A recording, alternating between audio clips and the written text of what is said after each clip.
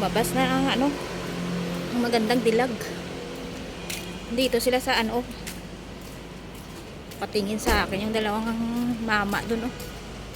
Bago lang siguro nakakita ng maganda. Tingnan nyo mga lods oh. Yung ano dito, wala na yung puno. Yung shade wala na, inano nila yung pinutol nila. Kung saan naman mag-winter. Ayun, pinutol nila yung ano, yung tawag nito. Mga sanga. Tapos anong gagawin natin? Di pupunta ng supermarket eh. Naman parati ang gawain ng isang katulong. Pagod ay.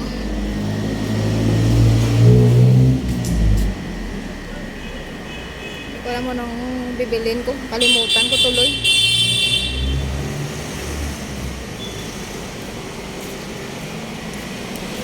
Yun mga lods yung ano.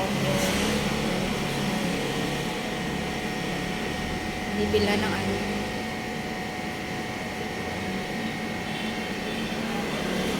Wala na dito yung ano. Yung shop nila dito. Kinuha na nila. Nalis na nila yung mga display. Siguro wala na bibili. Nagsisale sila 50%. Ayan. So, nandito na tayo sa entrance ng ano, ng Makazin. Ayan mga lods. Kasi dumaan na yung Rhina. Dito tayo mga lods. Punta ako sa may baba. Para bumili ng barako. Tapos, nakikita nila ako, nagsasalita mag-isa. Wala akong pakialam. Basta may content ako. Sana dito yung black coffee. Ito mga lods, yung black coffee nila. Ayan. Wala akong dalang basket pala. Paano ko to bitbitin? Tapos, sugar yung bibilhin ko mga lods. Ito po ang sugar. Ganito lang talaga. Wala talaga akong kalimutan ko mag ano pala ng basket. Saglit na. Balik ako dun mga lods. Hindi ko makaya yung ano ko, yung mga dinadala ko mga lods. Tingnan nyo naman mga lods. Oh. Grabe. Sobrang bigat.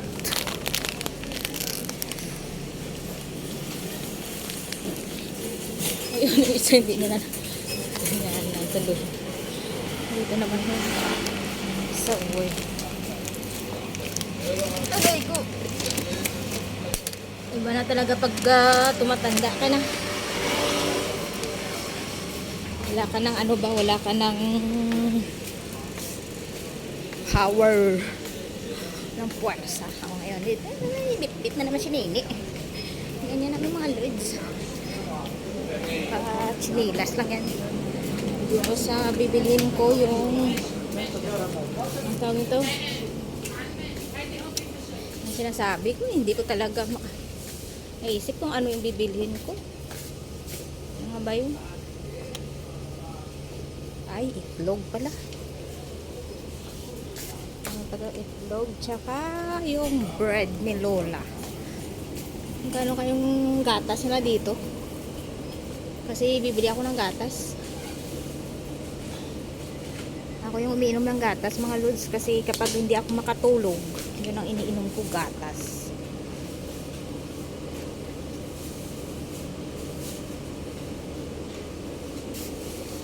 Yung nido nila mahal.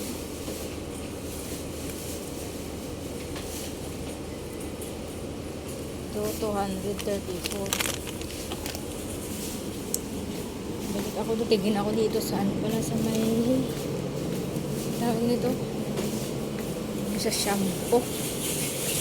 Magkano yung Cosmolife.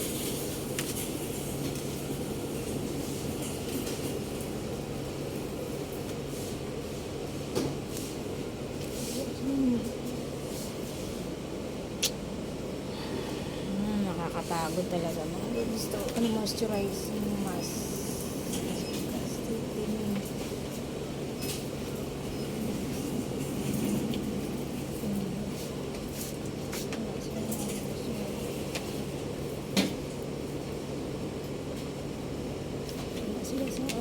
pala sila yung straightening. Kasi yung buho ko parang bruha na. Oh. Bili pala ako ng itlog na pang malakas. Sana itlog ang pipilhin ko. Naka 5 minutes na pala ako mga lods. Oh. Mga ginawa ko yung magpaikot-ikot dito sa may market hanggang sa mga hilo-hilo na ako. Ay, wala sila yung ano lang na itlog. Ito pala meron na. Is may anin.